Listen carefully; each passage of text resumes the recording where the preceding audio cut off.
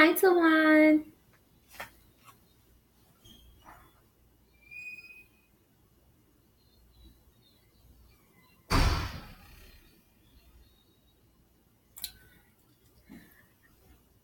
Hi, Fallon.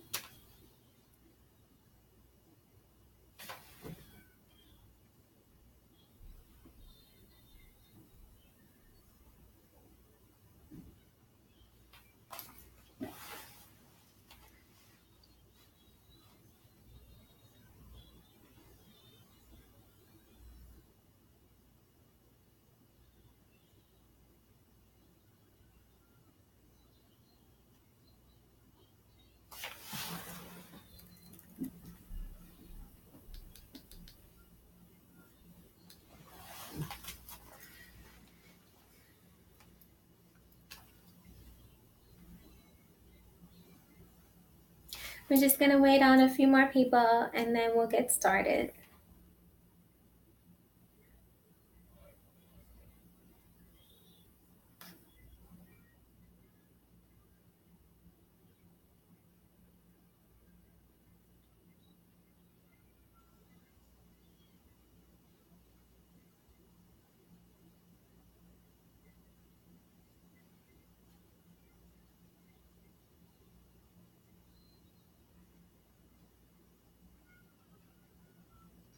All right, guys, we're going to go ahead and get started.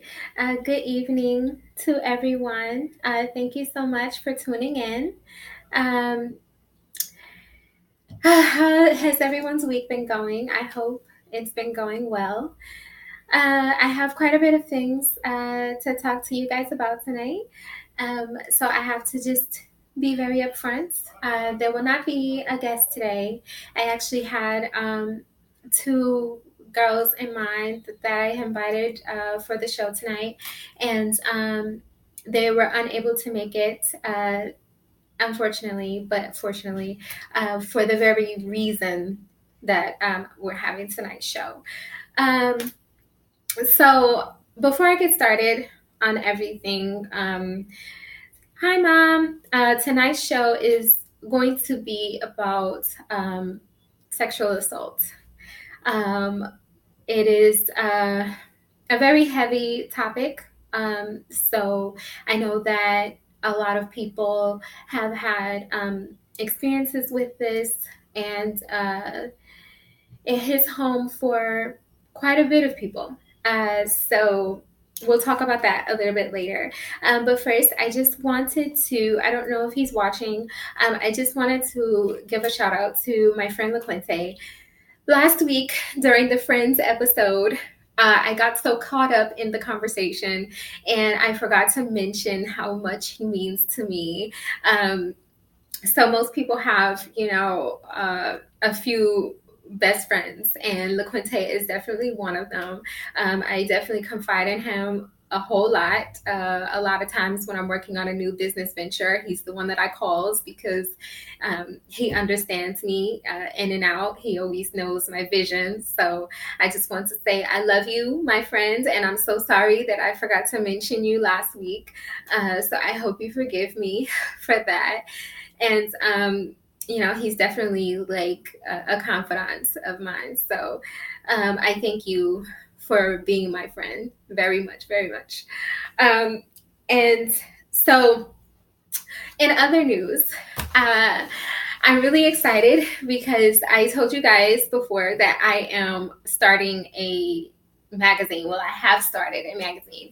So I posted an ad to recruit some mommies who own their own businesses, and the responses were amazing.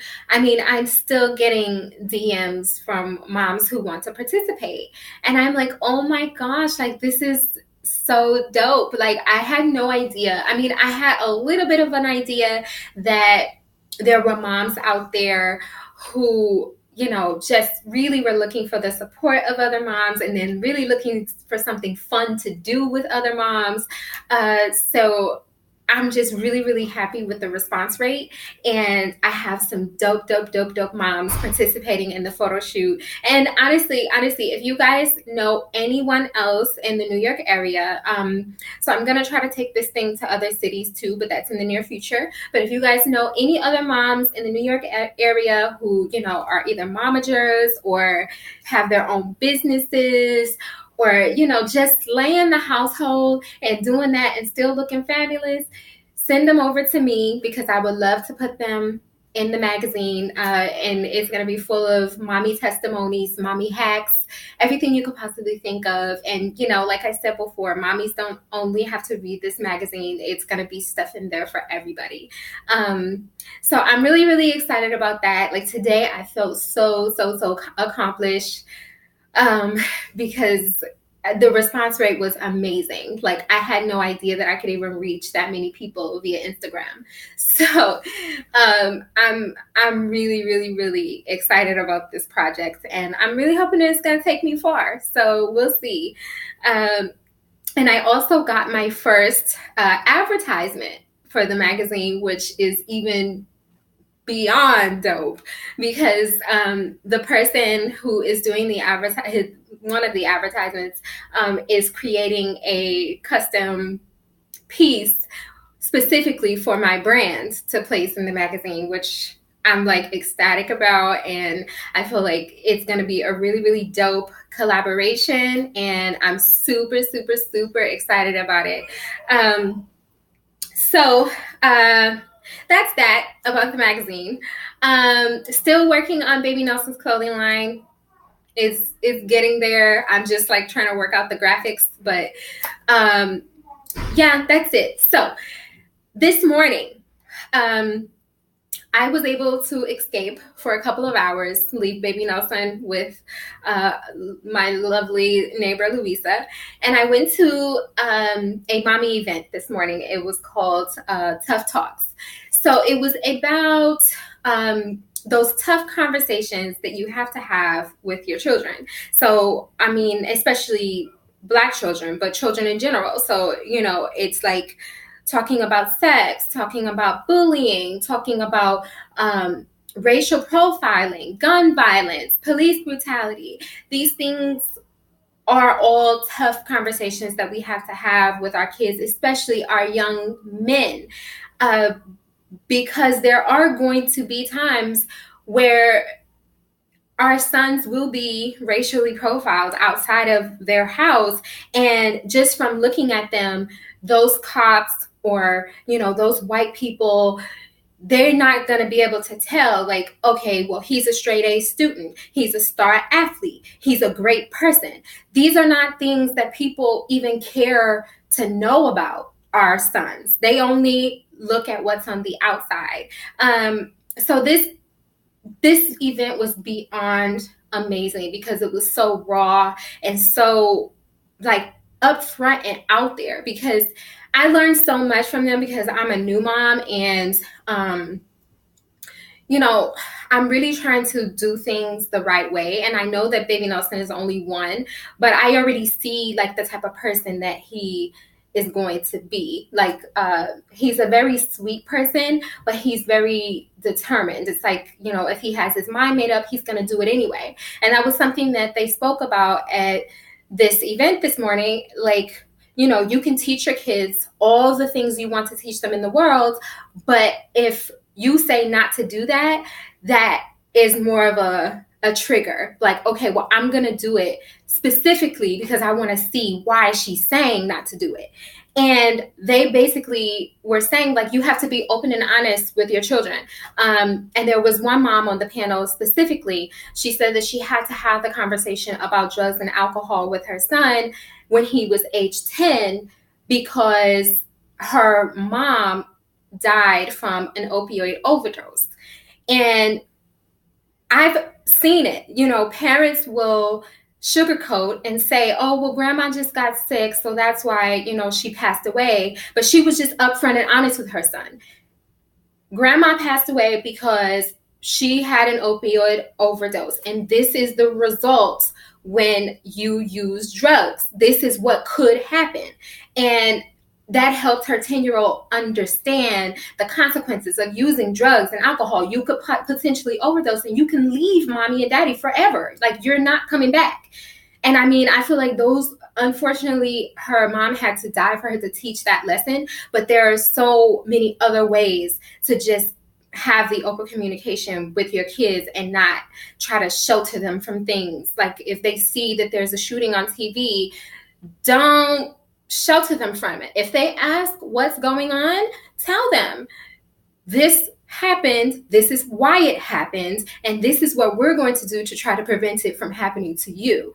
It was a great learning experience. And I mean, it was great even just being in the room with like-minded moms, because I mean, let me tell y'all something. I wasn't the only one who showed up dressed this morning. And I'm thinking, because the event at 9:00, everybody gonna be in their Crocs. No. I mean, I wore a suit because that's just me, but those moms were slayed for the gods. And I was like, okay, this is what I like to see. I was super pumped to be in the company of these women. And no shade. I was happy to see some Black moms on the panel. Like, that really, really, gave me a sister girl moment. I was feeling good about that. But that's really how I spent my morning. So another thing that is going on, Baby Nelson has finally got placed in his class. The recruiter came by the house a few days ago, and he is now starting school next week. I'm like super excited about that because it totally frees me up to do a little things on my own. So I'll have more time to write because, this book writing thing has totally been slacking because I don't really have the time with all these other things that I'm working on. So you guys wish me luck on that because I know it's really, really, really going to make him happy, but I just don't know how he's going to react to, being away from me for those hours in the day. So, hopefully it's not a moment where he's just like, oh my gosh, I want the boob. Where is she? So we'll see what happens, but I'm really excited for him. I feel like he is going to really, really, really enjoy being with other children. And it's a dope opportunity, especially, free of charge. I'm like, yes. So now to really get down to the basis of today's show. Where do I start? So last week, I don't know. I would try to put him on some play clothes when he goes to school. I will see if I can work that out.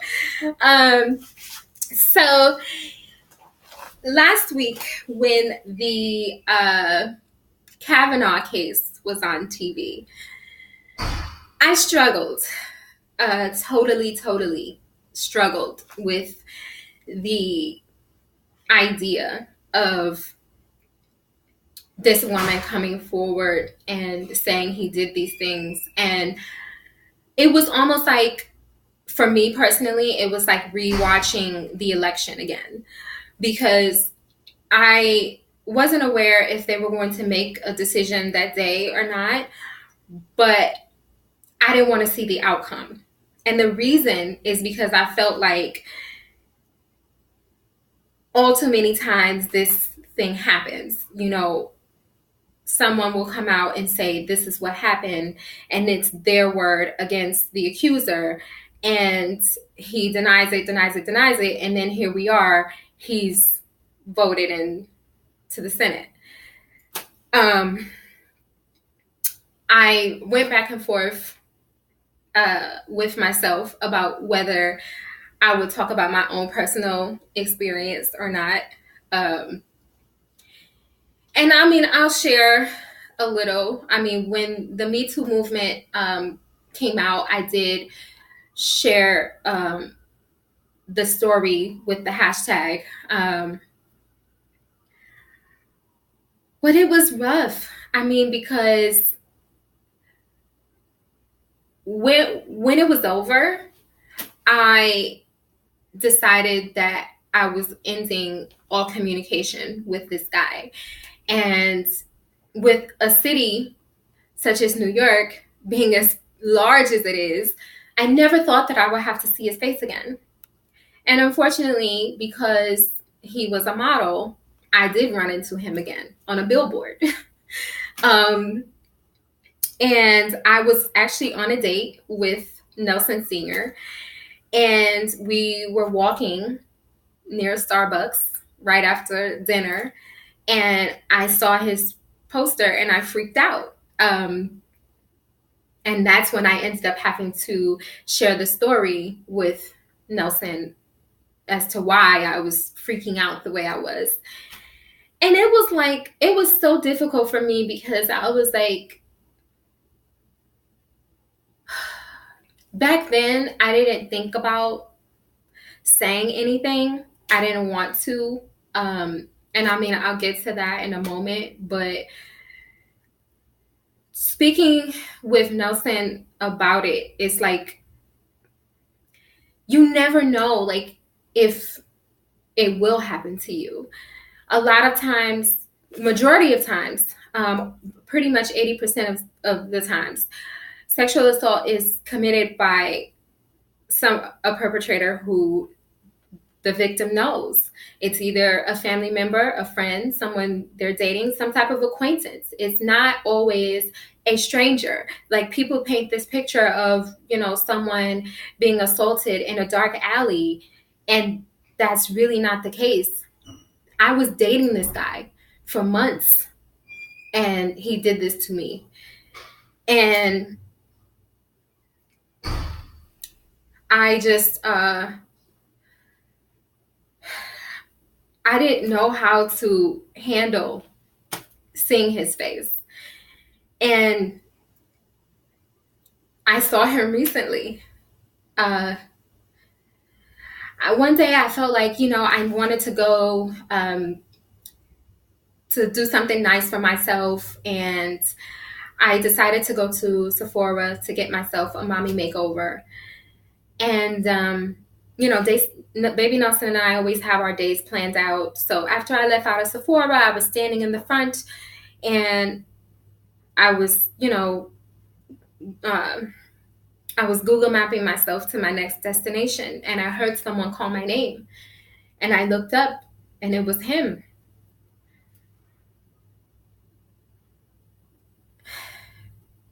I couldn't believe it. I couldn't believe it. I was like, the balls to speak to me like nothing happened. And he proceeded to tell me about his life and how he had gotten married and he had a baby. And I was just stuck. Like, my feet were like cement on the floor. Like, I didn't know what to do. I didn't know what to say. I didn't know how to react. And then once I wasn't really saying anything, then he just said, it was good to see you. And then, walked off. And immediately when he walked off, the tears started falling because I was like, I cannot believe I saw him again. I cannot believe I saw this guy again. And the audacity of this guy to speak to me. Like, nothing ever happened. And I mean, it was just effed up. It was completely freaking messed up. Like, it was almost as if, like, they don't realize it. And I'm not wearing a bra for no reason, okay? I'm telling you guys, it is not okay for someone to assault you, because that's the thing. I didn't say anything because, for one, because, my husband and I had this conversation the other day, and I was like, I wonder why I didn't say anything. And then I'm thinking, he assaulted a sick girl. I was sick at the time. And I'm just thinking, like, Did it really happen? Because a lot of people feel like, and I mean, I can't say a lot of people. I can only speak for myself. And I was so confused by the whole situation that I was just like, did that even really just happen to me? Did I make it up? Like, did I actually have a seizure and then I I dreamt it? No, but it really happened. It really happened. Those emotions don't come out of nowhere. And I thought about like the reason why I didn't say anything. And I'm like, again, it's my word against his. He didn't actually rape me. Usually when you go someplace and you report rape or assault, they do a rape kit. There was no proof that he had actually assaulted me. It was my word against his.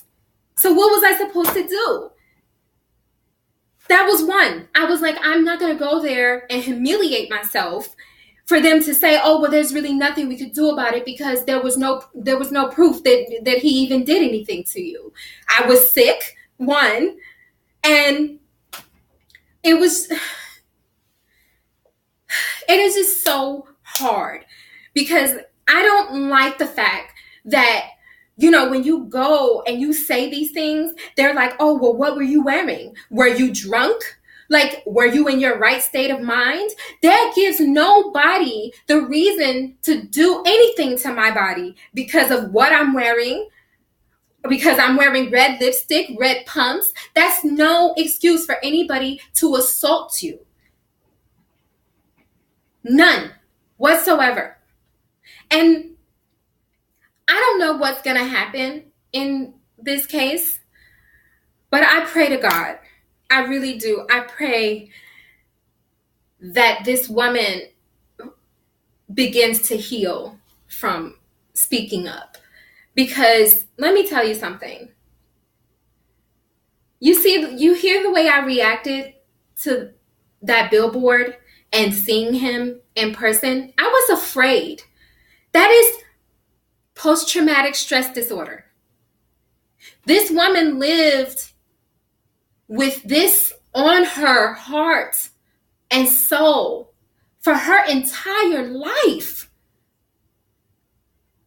Her entire life, because someone violated her. Nobody has the right to mess up your life like that. Nobody.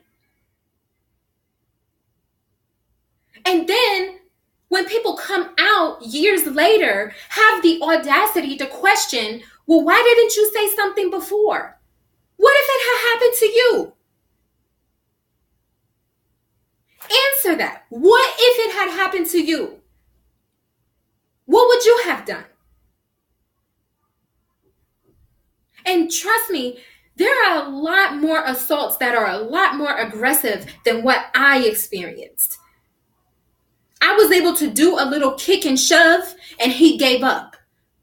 There are some people who don't give up so easily.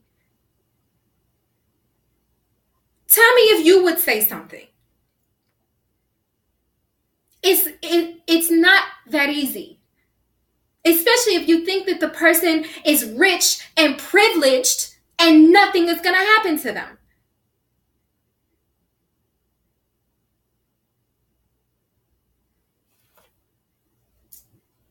This is a very sad world we are living in right now, because I feel like because of what Trump has done, which is get in the White House and say, you got to grab him by the pussy, this excuses every other behavior that comes after him. And I do not like it.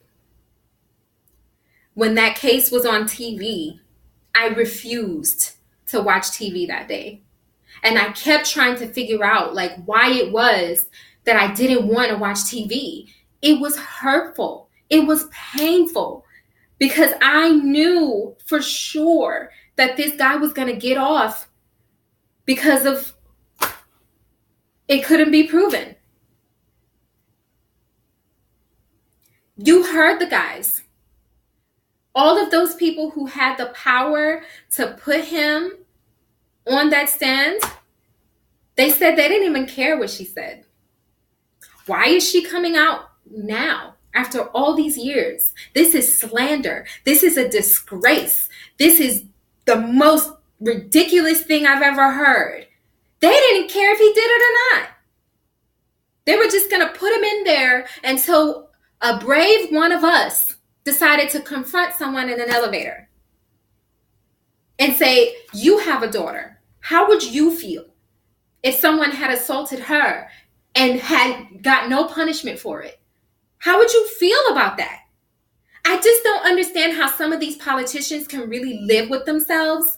Like, there is no humanity anymore in any of this. None of it. They only care about dollar signs. And I'm really, really, really, like, because I usually don't do politics, I do fashion. But this is really like hitting too far home for me. And I don't like it messing up my vibes. You know, again, the assault happened to me, but I swept that under my little rug of other things that happened to me, you know, and I keep it pushing. But y'all messing up my vibes. Don't put this mess up here if you're not going to do anything about it. Like, I applaud her for coming forth and doing what she did. Y'all need to listen. Don't just listen to her. She needs to be heard loud and clear. This man did it. I believe he did it.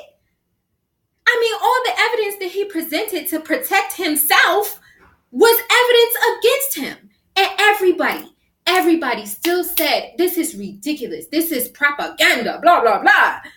What is going on, people? This is happening to real women and men, but mostly women.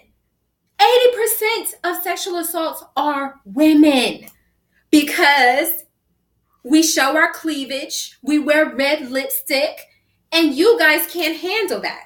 Why?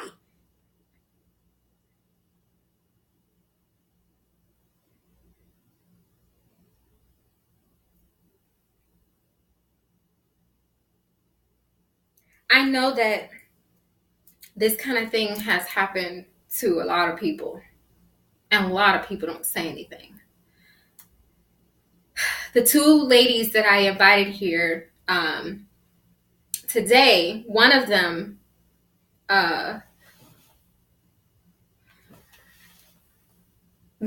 held a rally in Union Square on Sunday, and it was called "Why Didn't I Report It?"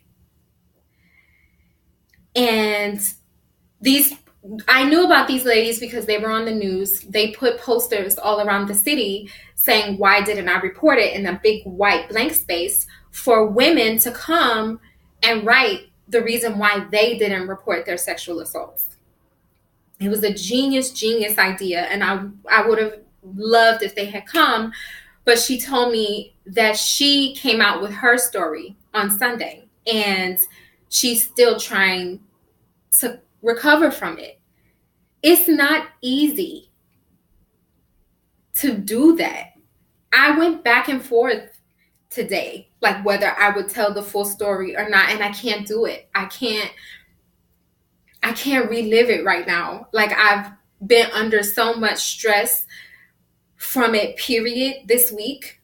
And I, earlier today, was willing to tell, but now I just can't.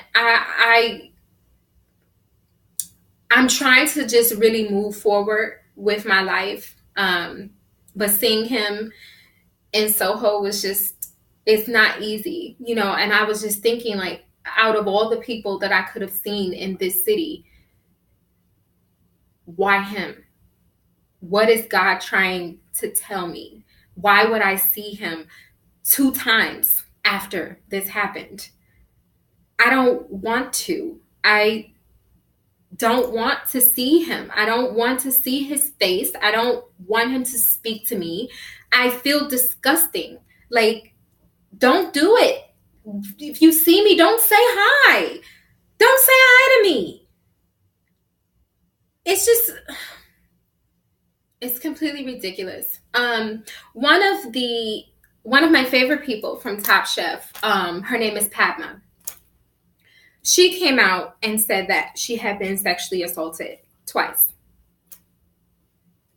Twice. One when she was 6.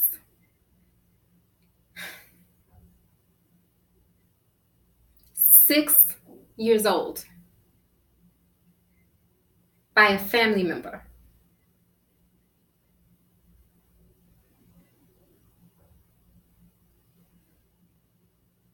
And people actually came afterwards, reporters and such, and said, what took her so long to say something? Again, who are you to tell me to speak up about my truth? It happened. Because it took me so long to tell my story, it makes it less relevant? How, Sway? Did it happen to you? Because it sounds like you being real insensitive, in my opinion. I mean, what other reason would you ever ask someone that? What took you so long? And I mean, it's funny because, I'm starting to think that women are really just some powerful, powerful, powerful creatures. I mean, I say that a lot of times because I juggle so many things in a day, including my son and, you know, working on different businesses and going to play dates. But think about the things that we harbor in our souls. Not to put men down in any way, but if these kinds of things had happened to you, because these are mostly men who are responding with these ridiculous answers, if these kinds of things happen to you, how would you feel if someone violated you like that? And someone's only response, the most insensitive response, is, why didn't you say something sooner? Listen, my guy, until you have walked these shoes, and I mean these 6-inch shoes, which I don't think you can do either, back off. And I'm not a feminist, but I'm starting to head towards that way because I don't like this world we're living in where they feel like, women are less than and we don't deserve this and we don't deserve that. I actually saw someone, this blew my mind, so I couldn't believe it. There was a guy who they interviewed on the news. And this was days after the testimony. And they wanted to know why he wanted to see Kavanaugh in office. And he said because he knows that Kavanaugh will overturn abortion. The most sickening, heartless thing I've ever heard. And I mean that to my soul. Because let me paint a scenario for you. Say, for instance, I'm married, right? Because I actually am. And that assault happened to me tomorrow, right? Not wishing anything on me. It actually turned into a rape. And I got pregnant from someone who violated me. Wasn't dating them. Never met them. Or maybe I had. Maybe it was even a family member who thought I was so attractive. And he violated me, got me pregnant while I'm already married with a son. Are you telling me that you do not want me to have the option to get rid of that child? Why? Someone violated my rights, violated my body. Why would I ever have to be forced to have a child by someone who forced themselves on me? Why would you want to take away my privileges to my own body? Now, no, I have never had an abortion, never considered having an abortion, ever. But I can guarantee you that if that was to happen to me tomorrow, I'm not having that baby. You can forget it. But I just don't understand why people feel like they can have control over what women do. And I mean, this is, not even just with our bodies, with our jobs, with our money. Like, you want to have absolute complete control over women. Why? Like, they're taking me way back to a time that I don't even, listen, I can't even call the times. But this is not it. I'm not looking to be in that kind of time. I'm independent. Listen, I won't do it. I'm sorry. I will not do it. You will not force me to do anything with my body that I don't want to. Period. End of story. And I just hate the fact that this man has allowed all of these people to even think this way. This kid who said that on the news, he was no more than 21, y'all. I'm telling you, he was a young boy. How do you know anything about abortion?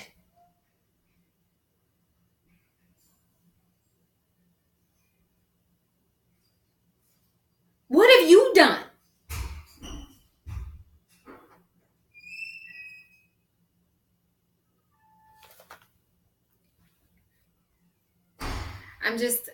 I'm outraged by these things, okay? It really saddens me that this woman even has to be on national TV talking to these women, and I mean talking to these people who literally are like, he didn't do it. But what would she have to gain from this? She's a doctor. She's educated. She's rich. What does she have to gain from it? What do you really think in your right mind that someone would come on national television and lie about it? And I mean, truthfully, a rich white woman, what's she got to be doing that for? Like, if anything, not to say that anybody would ever do that, but anything, somebody who has something to gain. She was already rich before she became a doctor. Like, she has nothing to gain, but everything to lose. Why would she lie? Like, nobody's thinking about the psychology of any of this. Like, I just don't understand why. I'm happy that they're doing an investigation, but I really do not have a lot of faith that it's going to make a difference. And she knew it. She knew it from the beginning. She said that it was a possibility that she's going to come out and she's going to say it and nothing would ever change. And this is what we're dealing with today.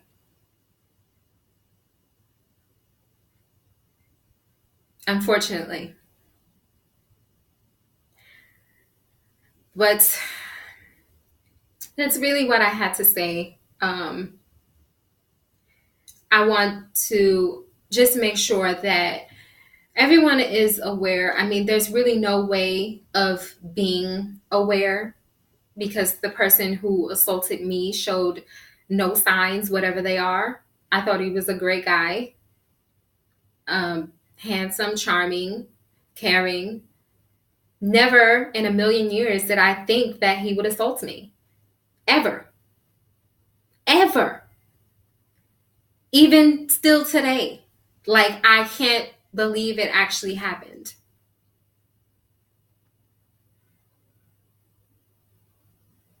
I still can't believe it. Not that I thought this was going to be someone that I was going to marry, but like I said, I was dating him for months and months and months. And I never thought that he would do that to me. I just would like everyone to just be aware and know that nobody has the right. Nobody. And you can, I was in denial for many years, but it's very important that you just stay woke and understand like who you could possibly be dealing with. Like I said, this guy showed no signs, but I can't tell you to say something or not, but it is literally one of the hardest things to swallow because I feel like there's nowhere to go. Like, nowhere. I can't, I mean, I speak to my husband about it, but he's a very numbers kind of guy. You know, he throws statistics at me, which, you know, I think is totally fine. And he gives me, you know, emotional support, but I feel like he doesn't feel what I feel.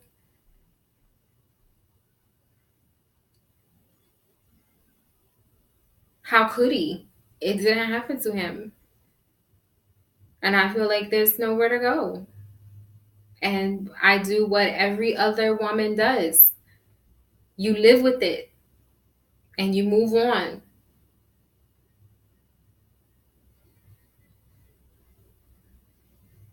And it has to stop somewhere. Like, I don't even know why people do it. I don't know why he did it to me. I mean, and I'm a very modestly dressed girl. You know, I know I'm wearing a bra today, but this is for effect. Um, but I'm just saying, like, I don't know why he did it. I don't. And you can fight, but sometimes you don't win. I was lucky. I mean, not to say that I won because it still happened, but I was lucky enough for him not to go all the way. Imagine what type of situations people are in when that happens to them. This shit is sad, man. It's so sad.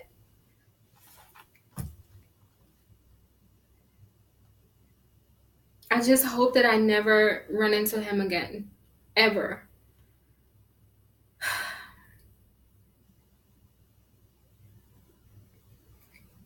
But I